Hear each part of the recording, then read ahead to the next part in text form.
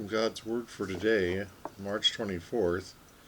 I have, it's 2000 and, it's 2020, 2020, January, February, March. It's March, is it really March 23rd, 24th? It's March 24th. Yep, double, triple, and quadruple check. January, February, March 24th, 2020. This is from, just to get me started, from God's Word for today. Whether you believe it or not, this is the one that I believed in, March 24th. I have compassion on the multitude because they continue with me now 3 days and have nothing to eat. That sounds like, yeah, right on time. All the accounts of the miracles of the loaves bring out Jesus' practical realization of the needs of humanity. This spiritual man had a clear vision of the natural requirements of daily life. As he stood speaking to these great multitudes, he noticed that they had brought nothing with them to eat. At once he sympathized with them. Of course, he also saw that these people were in greater danger than those. He also saw that these people were in greater danger than that occasioned by their lack of food. But this did not prevent him from seeing the lesser need and relieving it. He called to his disciples and apprised them of the situation. The account does not really make it clear whether they had seen the need of the people or not. But as they now began to think about it, it seemed hopeless to them. Bread for so many. Out here in the wilderness, they had enough for themselves, even 7 loaves, but what was that to feed a multitude of 4,000 people? Then they hear Jesus inviting the people to come and eat. What is he thinking of? He has only 7 loaves. But he takes them calmly and lifts his eyes towards his Father in heaven in thanksgiving and prayer. Then he bids the disciples distribute the bread among the people. And the miracle takes place as quietly and simply as everything else God does. In common with the first disciples of Jesus, we have the idea that Jesus thinks only of our spiritual needs and offers to help us only in that connection. As a rule, we think that our physical and temporal needs lie beneath the horizon of Jesus' thinking.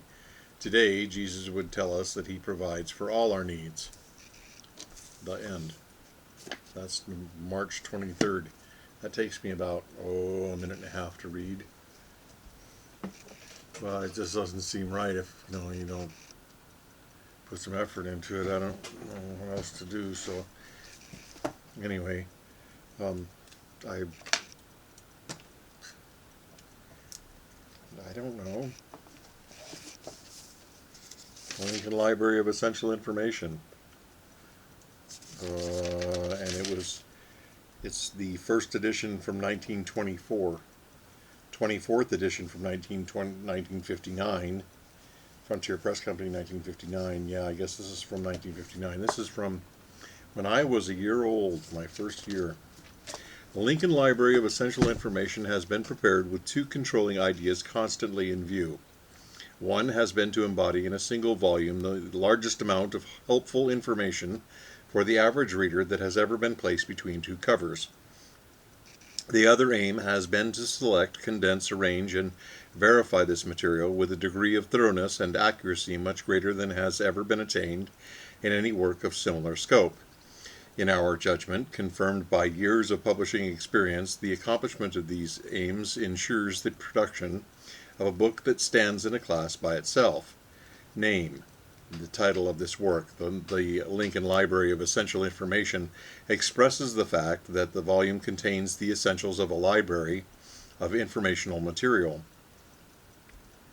The name also signifies that this essential information has been carefully adapted to the needs of those who, following in the steps of Abraham Lincoln, will eagerly welcome every available means of self-education. Scope. This work is far more than a mere sourcebook of information and presents a range of knowledge much greater than even experienced users of books would at first imagine possible. It offers first a vast array of practical information on subjects which are fundamental.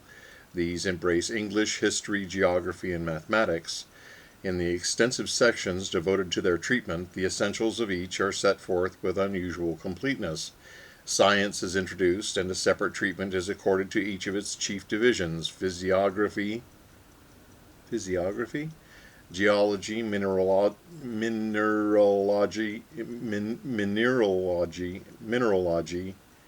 I can't read very good. Astronomy, physics, chemistry, physiology, psychology, psychiatry, zoology, and botany. Following science is an extensive department of economics and useful arts, after which will be found a remarkably complete exposition on the subject of government and politics. The cultural divisions of the work embrace large departments on literature and on the fine arts, including and especially full exposition of music and a valuable department of education. The interesting field of human achievement is covered in biography, the largest separate division of the work, which contains sketches of over 3,600 of the world's most noted men and women. A large amount of valuable information not directly referable to the foregoing divisions has been grouped under miscellany. The whole body of information is made available by the comprehensive index.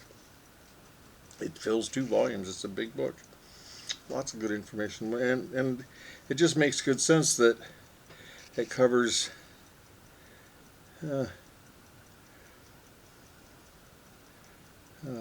following science is an extensive department of economics and useful arts, after which will be found a remarkably complete exposition of the subject of government and politics. That's where we should go next, because ours is definitely way off the mark. I don't want to be a politician, but I know that this is really a good book. Well, I suppose let's go find it.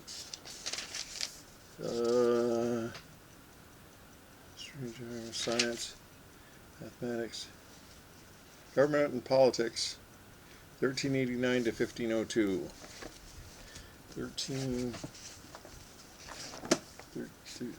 13, that's the other volume, for crying out loud. Yes, it is.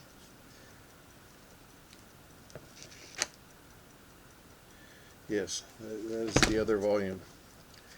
Okay, so what is it again? Government Politics, 1389 to 1502. Be right back.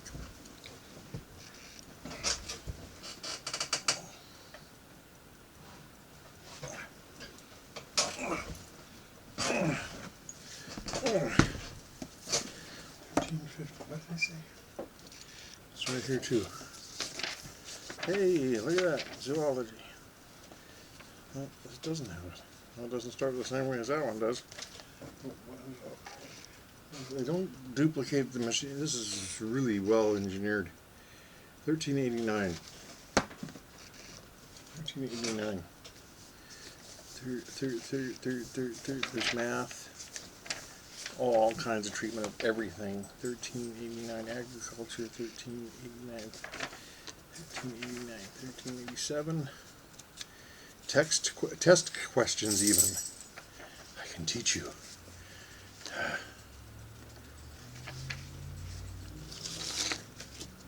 Yes. Yes, my close-ups are on. Government and politics.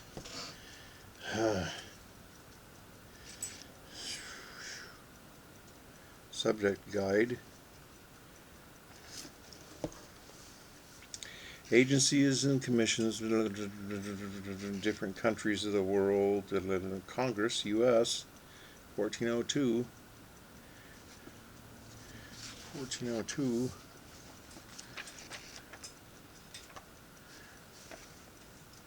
So I guess I'm just going to 1403, 1402. Congress. All legislative power granted by the Constitution is entrusted to the Congress of the United States, which consists of a Senate and a House of Representatives. The number of members of each of these bodies and method of election, term, salary, conditions of eligibility are given above in tabulated form. Each house of the Congress has some special powers. There's a lot to know. Um, well, it seemed like, I don't know. Well, we got a bunch of time. No rush. Start at the beginning, huh? Government and politics? Is that what it's supposed to be? Government and politics. May be useful to distinguish between the art of politics and the science of politics. The art ideally is the practice of government so that it accords with justice, so that the dignity and effectiveness of institutions are maintained and good and able men are kept in control of public affairs. The science of politics analyzes and elaborates the theory of the state and examines the various types of public administration, past, present, and proposed. The two things flow into each other. The fields of morals and legislation tend to become closely united. It has been a common conception from the time of Hobbes to the period of the World War that the state itself creates morals or standards of conduct, and that what the state decides and commends is ethically right.